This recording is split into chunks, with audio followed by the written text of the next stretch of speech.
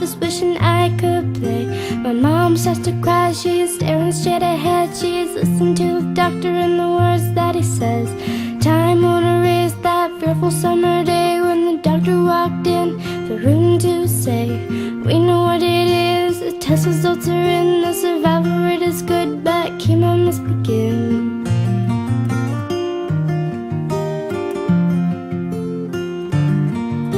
My family by my side, I pray to God each day. My first real experience with breast cancer would be 20 years ago, when a very close friend was diagnosed.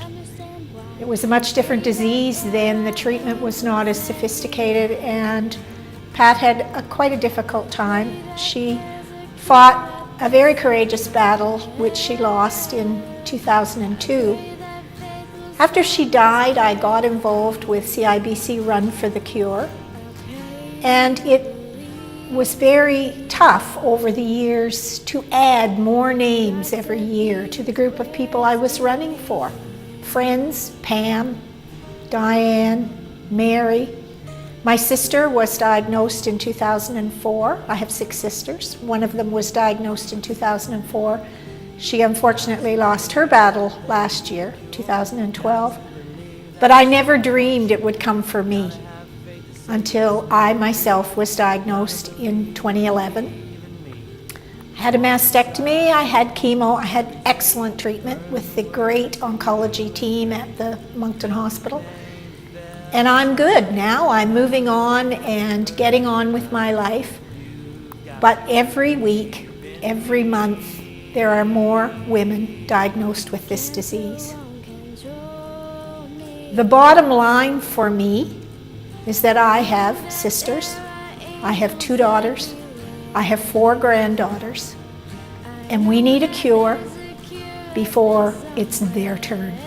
So I'll talk to anybody about this disease and do whatever I can to help find a cure.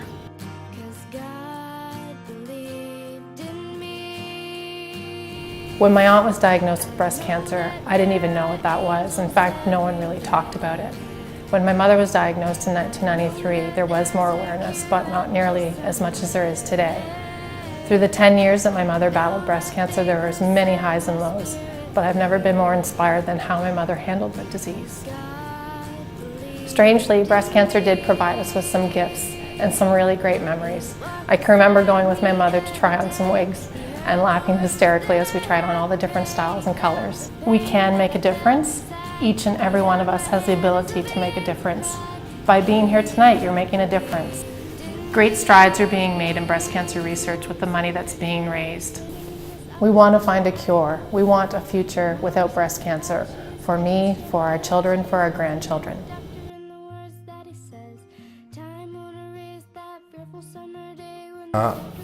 My wife and I attended a physician shortly after a mammogram, and we sat in her office, and the physician proceeded to tell Marlene that she had in fact breast cancer, and as a result of that, neither one of us heard anything for about 10 minutes, because the word cancer and the whole scenery and what we were about to face, we had no idea. And so I recommend for anybody who's going in to get that kind of a diagnosis, or the possibility of that diagnosis, take someone else with you who can listen and advise you, because so much is happening and it's coming at you so fast.